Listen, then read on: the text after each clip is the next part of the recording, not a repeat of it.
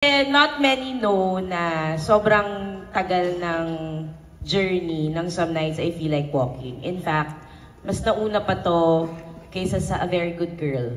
Yes. And yes.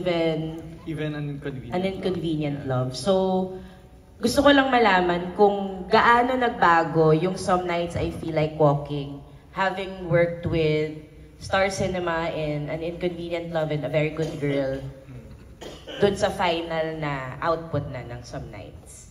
Right. Wow, paano ba sagutin yun? Actually, nasulat ko yung storyline ng Some Nights. It was a one-paragraph storyline, all the way back in 2017. Tapos naging first draft. As you would know, kailangan natin ng deadline. So, across that year, hanggang 2018, hindi siya talaga naging first draft until napunta siya sa Ricky Lee workshop. So workshop ni Sir Ricky Lee ko siya nabuo. And then of course, as I grew up and then nangyari na nga yung parang Star Cinema era, I felt like ito yung pelikula or project na pinanghahawakan ko para feeling ko lang na as an artist, hindi pa mawawala yung kabuuan ng pagkatao ko or sarili ko dun sa binubuo kong mga likha. So, this was my comfort thing na parang habang gumagawa ko ng pelikula in a different mode or in a different, how would you say it? In a different way. Ito yung pelikula na binabalikan ko every year to revisit who I really am as a person and as an artist. And yun nga, parang as I always answer this, parang the way this film also evolved, yun lagi ko naman sinasabi to Net na reaction ko to sa nangyayari dati nung 1 year into Duterte and like lagi natin nababalitaan yung mga nangyayari sa, 'di ba, sa kalsada sa lungsod ng Maynila and many other parts of the Philippines. 1 year into that, it felt like na parang there's this desensitized feeling. And so I really had to feel like I had to parang carry a story where I would continuously feel it. Pero nung time na yun, naalala ko, it was more physical. As in, physicalization siya talaga nung nangyayari. Pero, di ba, ang daming years nang lumipas, and it felt like what happened, it's not just a memory na, pero parang yung grief na kinikerry natin, nasa loob lang siya. So feeling ko, from the physical, mas naging, Jade and I would always call it, parang naging spiritual na yung pag-approach namin dun sa nangyayari sa atin or nangyayari sa mga characters tulad ng mga sinulat namin. Yun. So ganun lang naman yung parang, dahil sa hinaba-haba niya, nag-evolve din yung pelikula into this. Yeah. Meron ginawa si Peterson actually na short film before this, How to Die Young in Manila, which was, how do you call it, a study? Or in a way, yeah. Actually, it was an attempt. Parang it was just, I remember we thought of How to Die Young in Manila when we were at CFIC, Southeast Asian Fiction Film Lab, 2019. In Thailand. In Thailand. Parang I think that was a night na kakarinig lang namin lahat ng reactions nung panels dun sa lab na yon. And then kami ni Jade, may bigla lang kami naisip na konsepto alongside it. Yun, as in like ganun siya ka-immediate din, na parang it took one night to write that film. And then pagbalik namin, shoot na namin siya. Release. Yun. So yung How to Die Young in Manila was starring Elijah Canlas and Kokoy De Santos. Yes. Isa sa mga questions ko about it. Before Game Boys. Talaga? Before Game Boys? So we paired Elijah and Kokoy, because we've worked with them previously. Before Game Boys pa. Oo. Kasi 2019 namin sinunod yung How to Die. Nga. Yeah.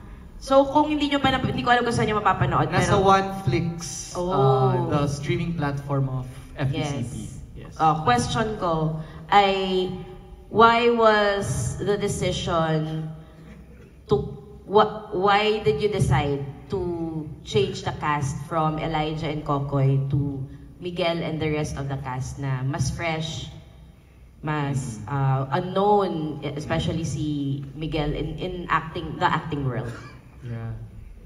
Actually, may ganun na kami idea because how well we saw Elijah and Kokoy nung time na yun. Para meron na kami, nasa utak na rin namin na sila na rin kaya when we do the feature. Pero I felt like we also had, I mean, Jade and I and Alem also had to feel, to also state or pronounce na iba siya talaga sa Some Nights.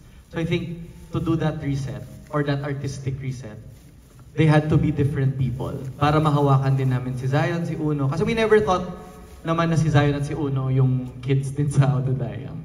They were just part of the same world or tapestry in the way how we saw Manila.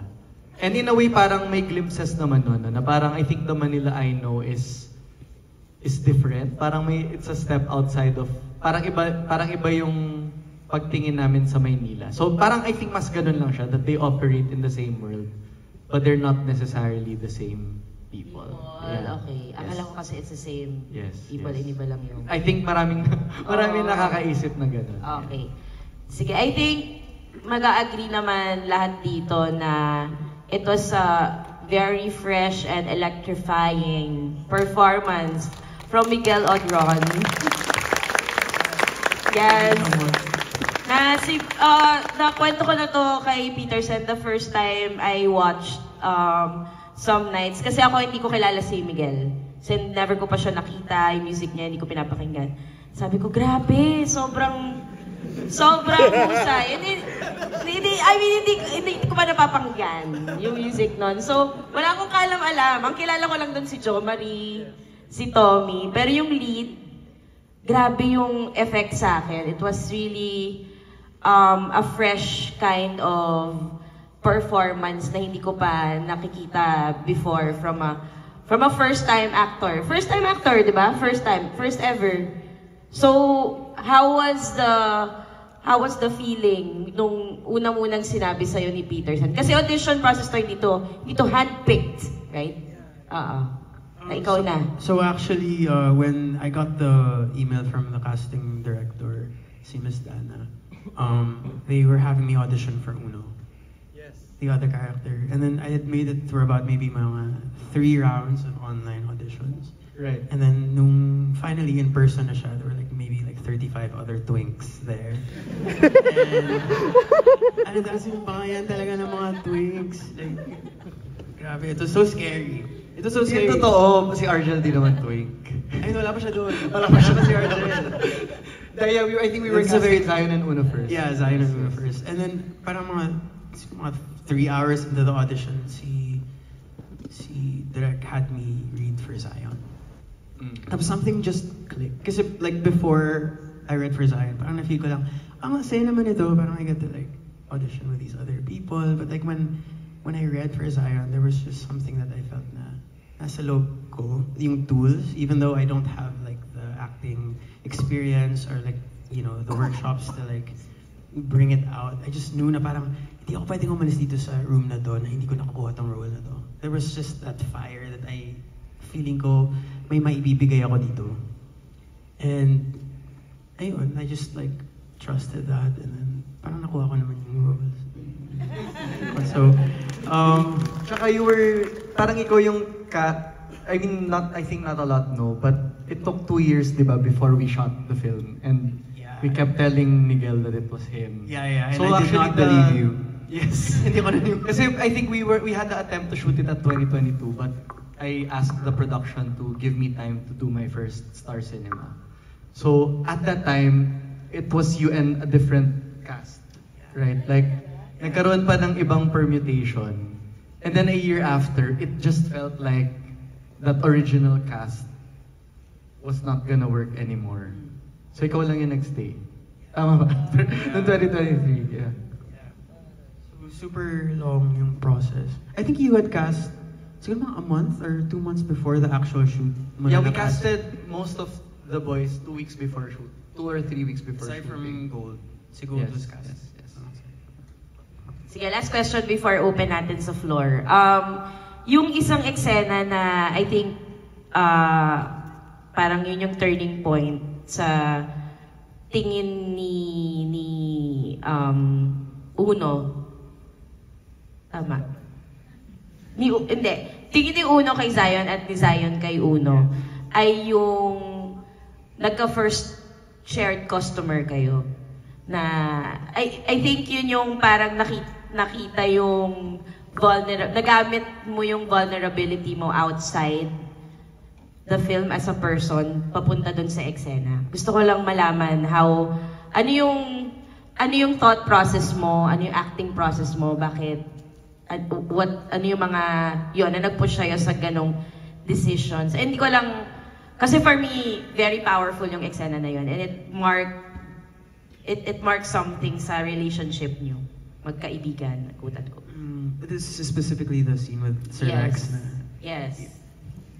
Yeah, I don't know, si P kasi, P and Jade had seen kind of like what was clicking for me for Zion, being physicality, and then they were telling, I think I remember you telling me how important that scene was in terms of expressing this other side of Zion, yung lust niya, yung yearning niya. Yeah.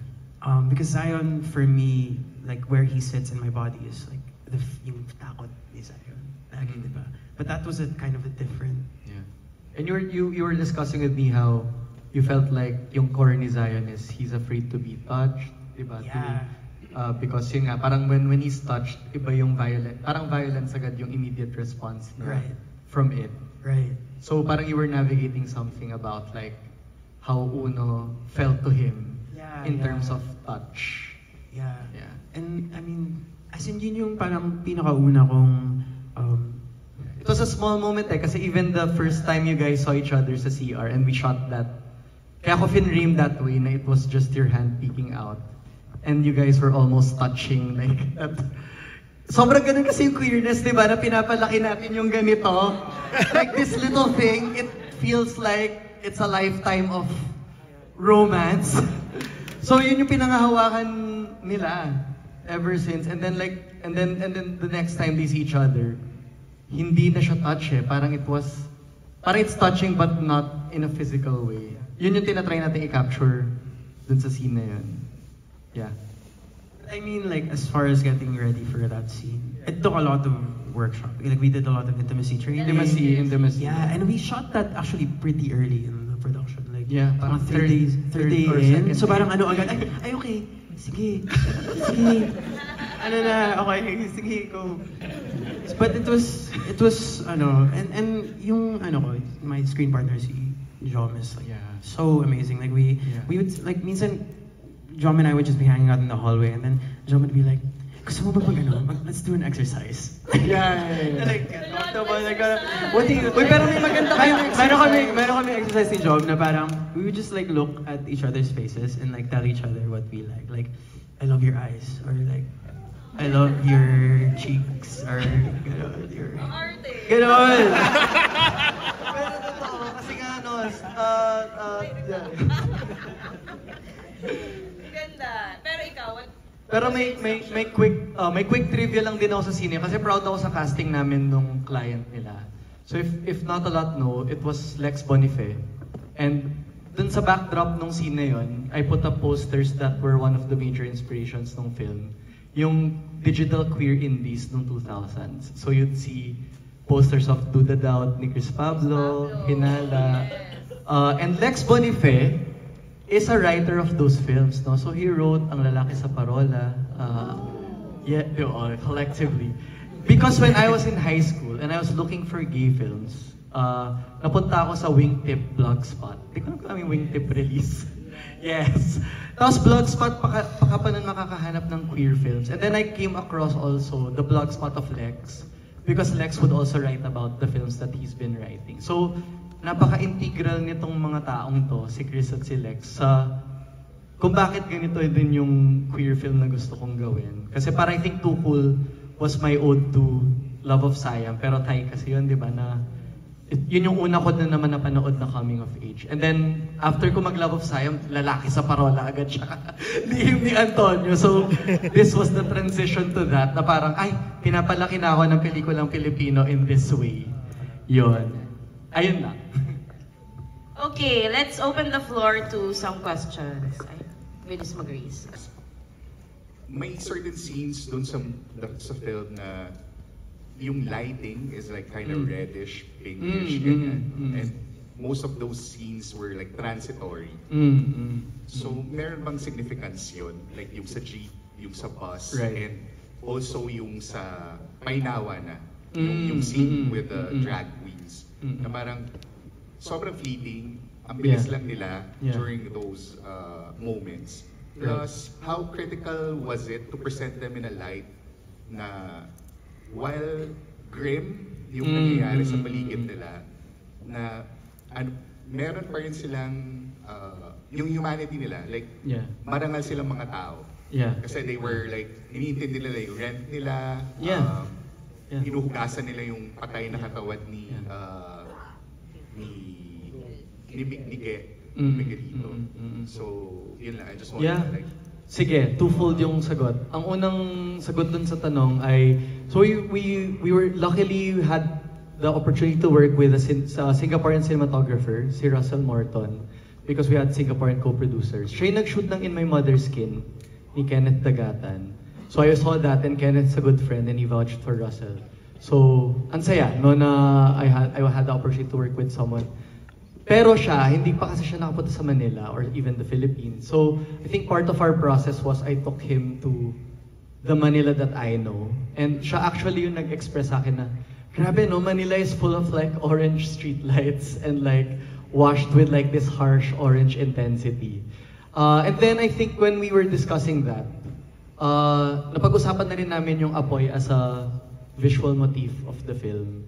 Diba na it's fire that bonds these boys, that burns what they own, and then, diba, parang that also represents what they could own. So it's a lot of things. So I think this film has always been my ode as well to, yun nga, yung mga madidilim na sulok ng Maynila na feeling natin nakakatakot. Yes, nakakatakot at dangerous sila. Pero like when you enter them, may mga small possibilities or even like this, like tiny miracles of connections na sobrang hawak ko lang sila sa, di ba, sa 30 minutes ng isang 1 a.m. sa sulok ng McDo Philcoa when I was a kid. But I found beauty in it, na parang it was because of these encounters na I was talking to fellow men that were lost and wandering in the middle of the night looking for something. Hindi ko alam kung libog, kung pagmamahal, kung kausap, or whatever. And hinayaan namin yung mga sarili namin na ibigay yun sa isa't isa. So I think yung pelikula is an attempt to situate, di ba, na yung Maynila in those little pockets of the city, but also to illuminate them, no, na parang kapag binigyan natin sila ng ilaw at ng ganitong klaseng pagmamahal at attention, maybe people won't be as judgmental or like, di ba, yung mga buhay nila, they could very well be a reflection of our own aspirations. They just are in these parts of the city. So, ayun, parang ganun siya sa akin. Ganun yung gusto ko sana iparating sa pelikula din. Yun. Alright, next question po. Here. Unang-una po sa lahat, ako po ay humihingi ng congratulations po sa inyo. Thank you. Most especially po sa ating nandito po na ngayon na si Miguel. And mayroon po akong dalawang tanong, actually. Una po, pinakita po sa pelikula yung prostitution sa Maynila. Bilang si Uno o bilang si Miguel, paano po natin mabibigyan ng awareness ang mga kabataan hinggil po rito? At pangalawa po, how will the character of Miguel or Uno define the word of letting go?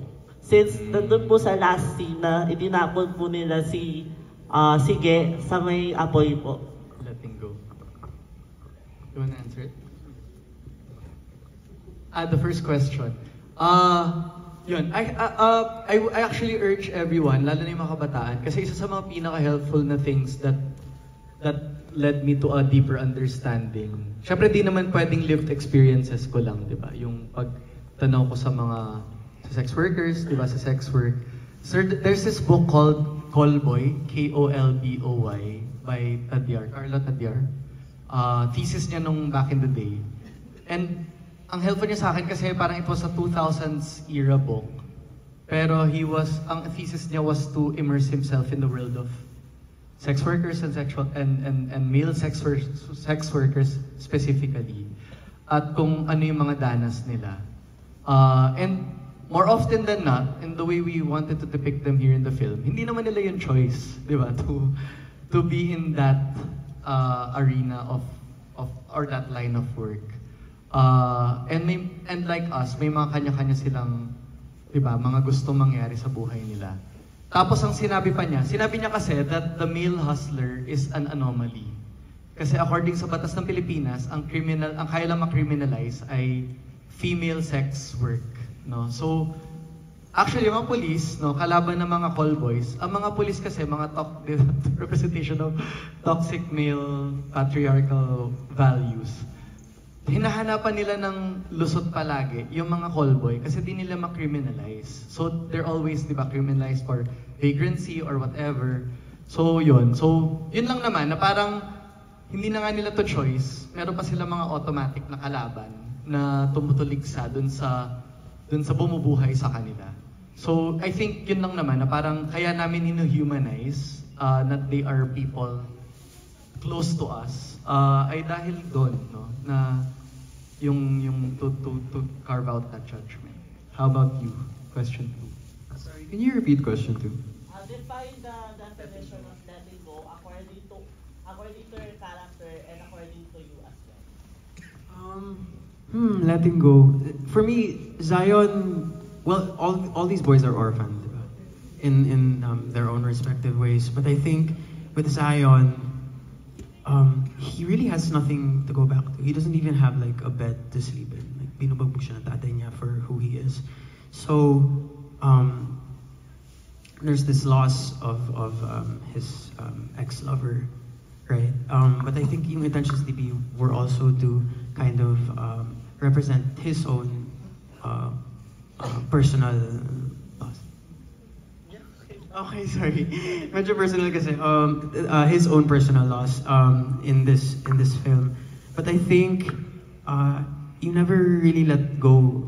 I don't really believe na you can just let but I think this loss for Zion and for these boys is something that creates it becomes something symbolic for them in terms of finding family with each other. So yeah, I answers the question.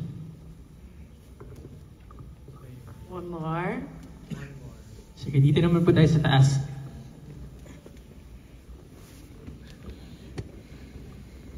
Hello mga directs and Miguel, good afternoon. Na-share dun sa market nung Wednesday na yung from dadalhin to the last frame is one shot lang siya for Yes. about 30 minutes.